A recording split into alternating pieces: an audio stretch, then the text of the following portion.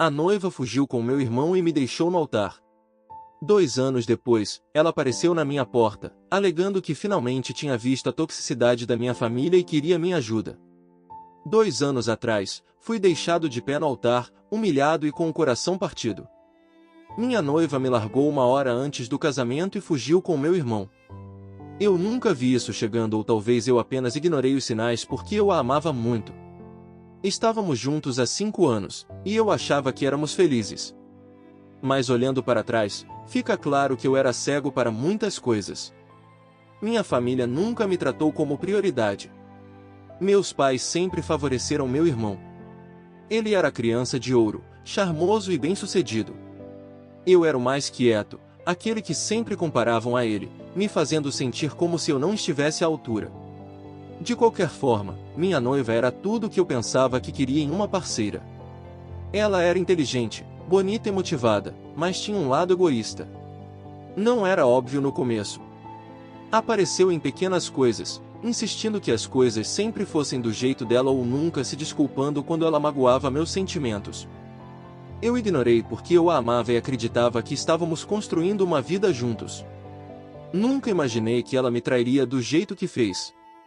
O dia do casamento deveria ser o dia mais feliz da minha vida. Tudo estava pronto: o local, a comida, os convidados. Acordei nervoso, mas animado, pensando que logo começaria um novo capítulo com a mulher que eu amava.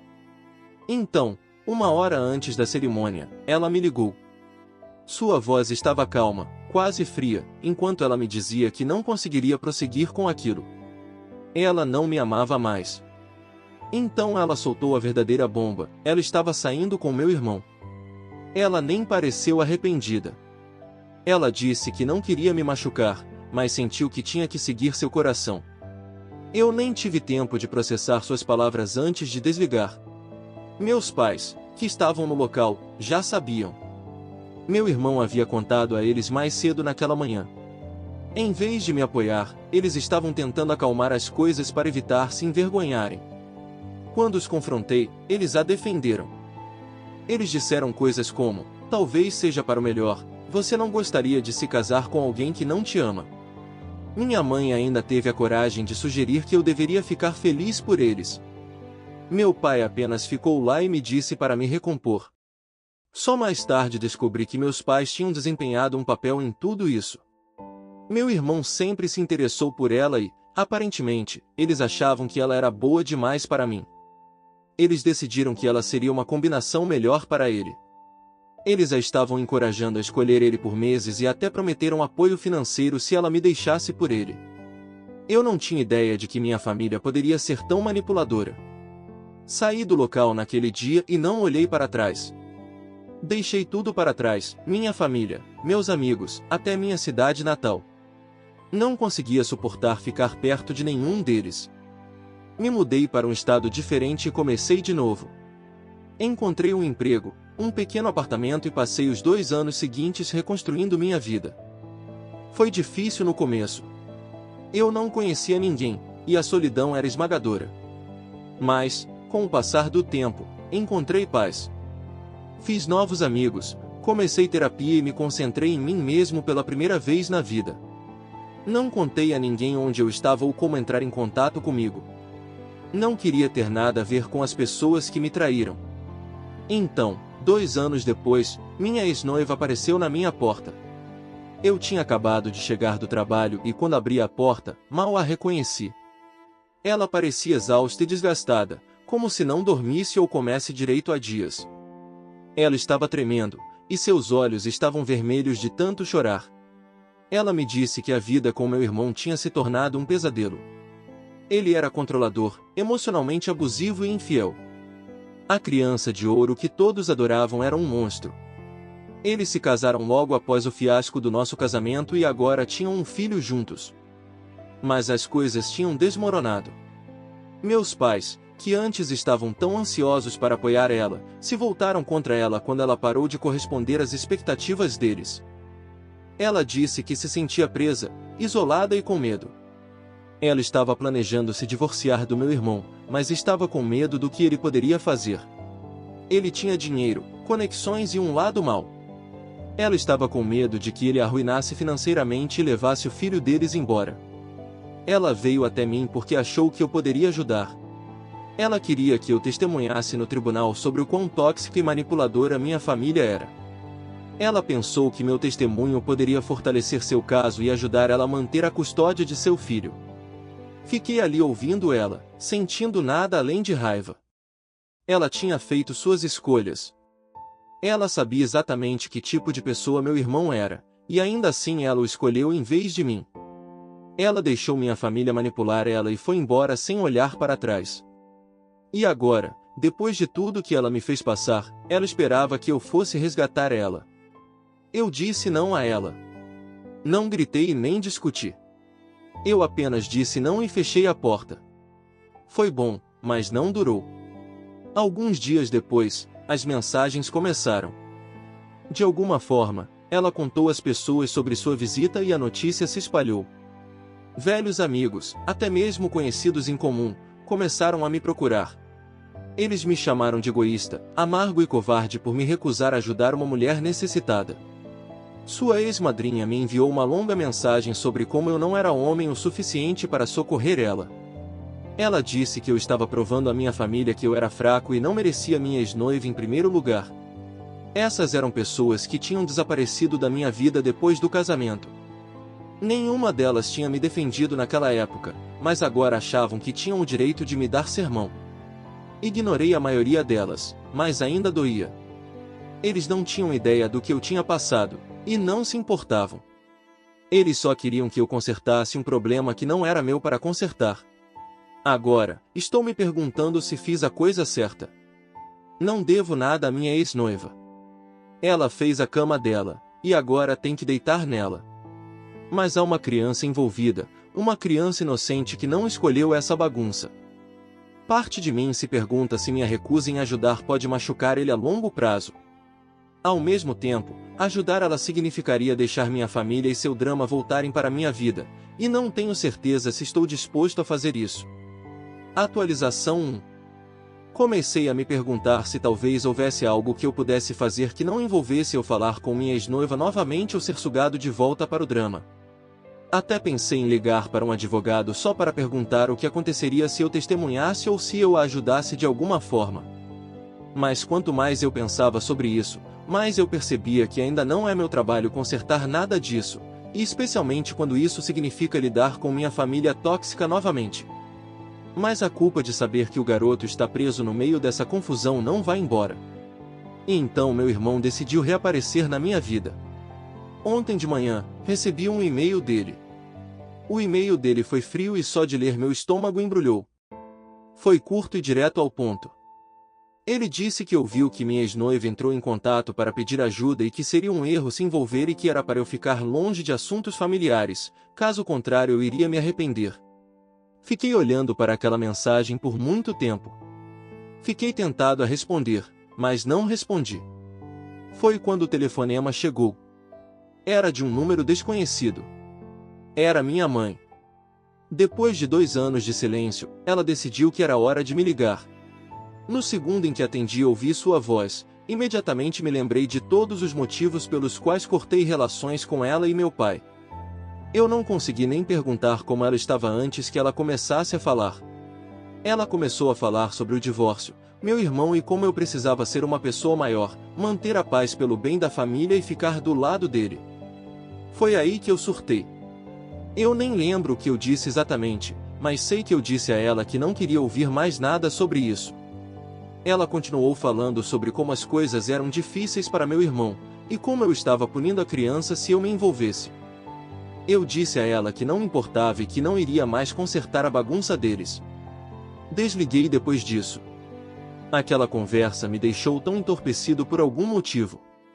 Isso me lembrou de tudo que meus pais fizeram comigo, como eles sempre favoreceram meu irmão, como eles permitiram seu pior comportamento e como eles sempre esperaram que eu fosse o quieto que apenas aceitava tudo que eles jogassem em mim. Nunca foi sobre mim, nenhuma vez.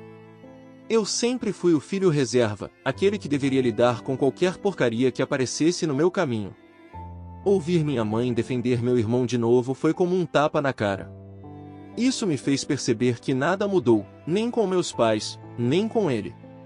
E para ser honesto, é por isso que vou manter eles longe de mim.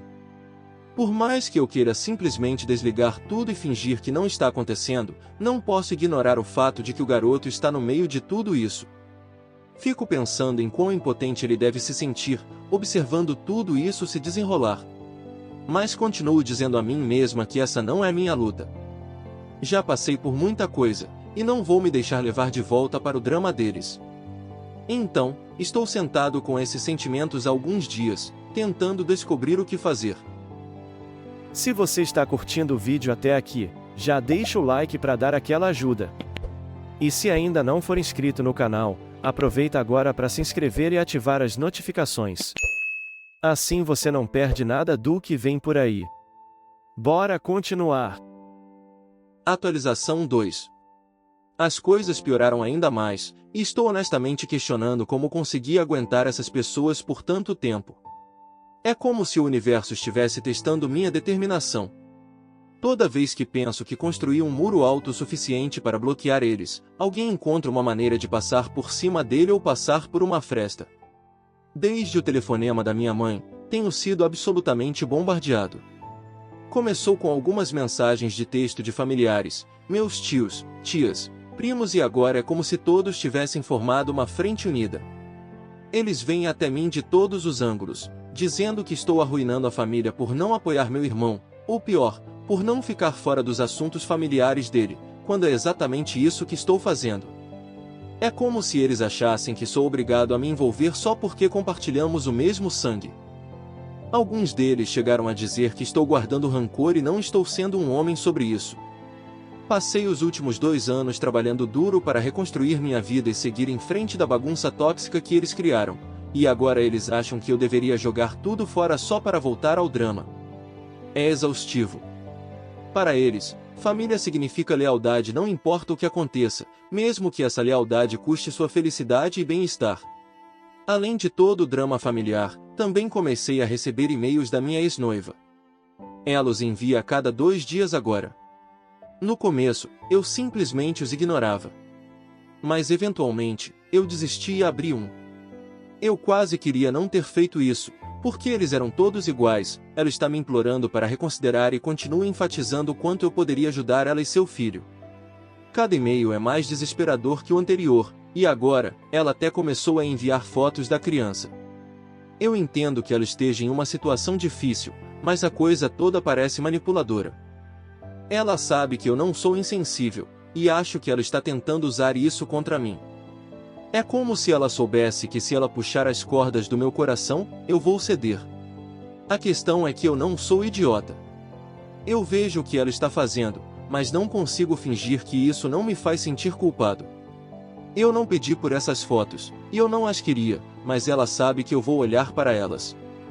E o rosto do garoto naquelas fotos, seus olhinhos olhando para mim, me faz sentir culpa mais do que qualquer outra coisa. Não consigo me livrar da sensação de que o estou decepcionando, mesmo sabendo que estou fazendo a coisa certa em não me envolver. E quando eu pensava que as coisas não poderiam piorar, um dos meus velhos amigos me ligou do nada. Ele é alguém com quem não falo há anos, mas, aparentemente, ele ouviu sobre toda a situação por meio de boatos. Ele me ligou tarde da noite, e quando vi seu nome na tela, quase não atendi. Eu não estava afim de ter outra conversa, mas atendi mesmo assim. Ele nem perdeu tempo com gentilezas, simplesmente entrou na conversa, dizendo que eu deveria ajudar minha ex-noiva, mesmo que fosse só para proteger a criança. Ele continuou falando sobre como eu não podia deixar uma criança sofrer por causa do que meu irmão fez. Não sei se ele não entendeu tudo ou se ele simplesmente não se importou, mas ficou claro para mim que ele estava apenas assumindo que eu ajudaria porque era coisa moral a se fazer. Ele pintou como se eu fosse algum tipo de monstro por não pular imediatamente para ajudar ela. Eu disse a ele que não podia ajudar, e que essa era uma situação entre ela, meu irmão e minha família, não eu. Mas ele não estava ouvindo. Ele disse que eu estava sendo teimoso, que estava guardando rancores e que essa criança precisava de mim. Ele fez parecer que eu estava abandonando alguém que claramente estava em necessidade. Passei tantos anos neste ambiente tóxico, cuidando dos problemas de todos e nunca lidando com os meus. Estou farto disso. Terminei a ligação rapidamente, mas isso me deixou ainda mais em conflito. A culpa continua lá, não importa o quanto eu tente me livrar dela. Tem sido difícil focar em qualquer outra coisa ultimamente. Eu me pego questionando tudo. Outro dia, saí com alguns amigos, mas não conseguia parar de pensar na situação. Um deles até brincou sobre como eu estava sendo um bom samaritano por não me envolver, e eu tive que rir, mas não foi engraçado. Só me fez sentir ainda mais isolado. Nenhum dos meus amigos realmente entende o que estou passando com isso. As poucas pessoas que me restam daquela vida antiga estão com muito medo de falar ou simplesmente assumem que estou fazendo a coisa certa. Mas não parece a coisa certa, não quando uma criança está no meio de tudo isso.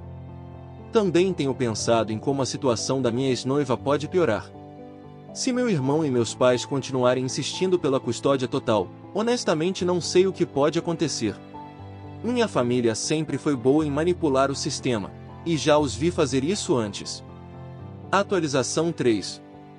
Decidi que não poderia ficar sentado e não fazer nada pelo bem da criança. Embora eu não deva nada à minha ex-noiva ou à minha família, percebi que a criança não pediu para nascer nessa confusão. Ele é inocente, e se eu tiver os meios para ajudar ele a escapar do ambiente tóxico que meu irmão e minha família criaram, eu deveria pelo menos tentar. Mas eu também sabia que se eu fosse fazer algo, eu tinha que proteger minha paz no processo. Trabalhei muito duro para reconstruir minha vida e criar limites, e não vou sacrificar tudo isso por uma situação que está fora do meu controle. Então, passei muito tempo pensando nisso e cheguei ao que senti ser o melhor acordo. Eu registrei um relatório anônimo no Serviço de Proteção a Crianças. No começo, eu não tinha certeza se essa era a atitude certa, mas conforme eu considerava mais a situação, ficou claro para mim que essa era a única maneira de potencialmente ajudar sem ser arrastado de volta para o caos. Me sentei uma noite com todas as informações que eu tinha, tudo que minha ex-noiva tinha me contado sobre o comportamento do meu irmão, como meus pais a tratavam, e o quão tóxica e manipuladora a dinâmica familiar sempre tinha sido. Incluí todos os detalhes relevantes que pude pensar. Não falei apenas sobre o abuso físico e emocional que minha ex-noiva sofreu. Também destaquei como o comportamento controlador do meu irmão afetou todos ao redor dele, especialmente ela. Como ele sempre usou seu charme para manipular as pessoas, incluindo meus pais, para fazer vista grossa para tudo que ele fazia. Fiz questão de mencionar como meus pais o haviam permitido em todos os momentos, sempre dando desculpas para ele e me deixando de lado no processo. Sei que se a organização investigasse a situação, isso lhes daria um contexto muito necessário sobre o ambiente em que a criança estava. Eles precisavam entender que não era só o comportamento do meu irmão que era o problema. Era também a maneira como minha família sempre escolheu permitir suas ações em vez de responsabilizar ele. Eu até incluí capturas de tela de alguns dos e-mails que minha ex-noiva me enviou. Ela mencionou o quanto estava assustada por si mesma e pela criança, como se sentia presa no casamento e como não tinha a quem recorrer. Eu sabia que não tinha evidências diretas de abuso contra a criança, mas esperava que a organização visse o suficiente no que compartilhei para abrir uma investigação. Eu precisava ter certeza de que alguém estava cuidando da criança, mesmo que não fosse eu. Preencher aquele relatório foi como tirar um peso do meu peito. Era a coisa certa a fazer, mas eu não precisava entrar novamente no caos da minha antiga vida.